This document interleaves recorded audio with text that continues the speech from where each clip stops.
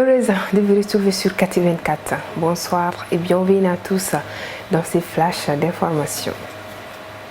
Le président de la transition, le colonel Assimi Goïta, a pris le 19 décembre 2022 un décret portant création de la commission chargée de la finalisation du projet de constitution de la République du Mali. La commission a pour mission d'examiner et d'amender le cas échéant l'avant-projet de constitution élaboré par la commission de rédaction de la nouvelle constitution en vue de produire et de soumettre au président de la transition, chef de l'État, les projets de constitution de la République du Mali. Il est créé auprès du président de la transition, chef de l'État, une commission chargée de la finalisation du projet de constitution de la République du Mali. Dans le décret pris par le président de la transition, la commission se compose comme suit: 5 représentants du président de la transition, 5 représentants du gouvernement, 5 représentants du Conseil national de transition, 1 représentant au Conseil des collectivités, 1 représentant du Conseil économique, social et culturel, 3 représentants des autorités administratives indépendantes, 5 représentants des légitimités traditionnelles, 5 représentants des partis et groupements politiques, 3 représentants des organisations de la société civile, 4 représentants des centrales syndicales, 3 représentants des groupes signataires de l'accord pour la paix, 2 représentants de forces de défense et de sécurité, 2 représentants des ordres professionnels, 1 représentant du Conseil national des personnes âgées, 2 représentants des groupements des femmes, 2 représentants des Maliens établis à l'extérieur, 2 représentants du Conseil national des jeunes. Elle comprend en outre des personnes ressources choisies en raison de leurs compétences établies dans les domaines des sciences sociales. Le décret du chef de l'État précise que les travaux de la commission sont dirigés par un coordonnateur, un rapporteur adjoint. Le coordonnateur planifie, dirige et coordonne les activités de la commission. Les rapporteurs tiennent les comptes rendus des réunions et élaborent le projet de rapport de fin d'émission soumis à l'approbation de la commission. Le coordonnateur, les rapporteurs et les autres membres de la commission sont nommés par décret du président de la transition. Les membres de la commission sont tenus de participer aux travaux et de garder les secrets des délibérations. Les décisions de la commission sont prises par consensus. À défaut de consensus, la commission adopte ses décisions à la majorité absolue des voix des membres. En cas de partage de voix, celle du coordonnateur est prépondérante. Le coordonnateur de la commission rend compte régulièrement au président de la transition de l'état d'avancement des travaux. À la fin de sa mission, qui ne peut excéder qu'1 jour, la commission remet au président de la transition le projet de constitution et un rapport de fin d'émission.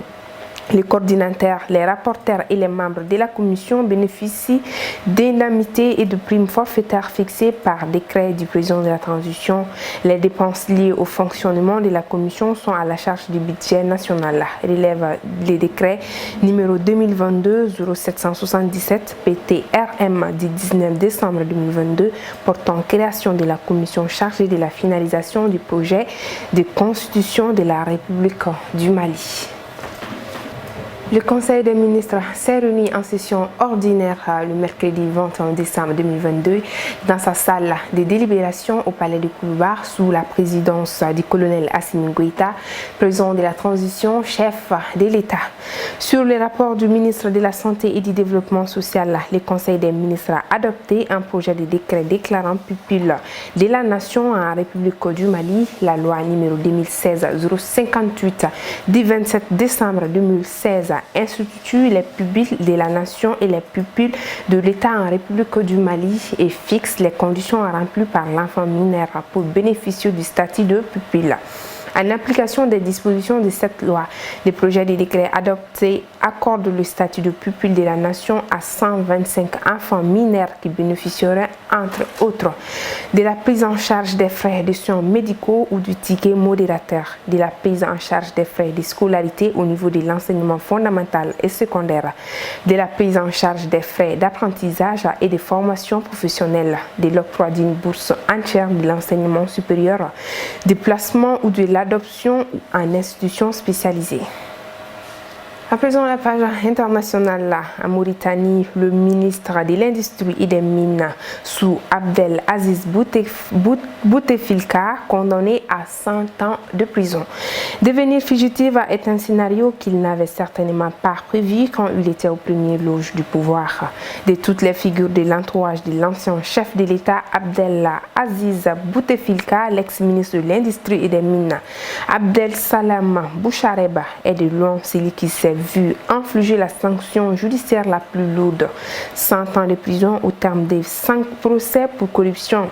À chaque audience, il a écopé de 20 ans d'incarcération par contumace assortie d'un mandat d'arrêt international. Conséquence de sa fuite à l'étranger en mai 2019, retenue comme circonstance aggravante. Cameroun, Amadou Vamoulke est condamné à 12 ans de prison après plus de 130 reports du procès. L'ancien directeur général de la CRTV a été condamné ce 20 décembre à 12 ans de prison pour détournement de fonds publics. Un premier épilogue pour celui qui a déjà passé 6 années en détention provisoire. C'est ainsi que s'achève cette édition. Merci à vous de l'avoir suivi. L'information continue. Passez une très belle soirée. À demain.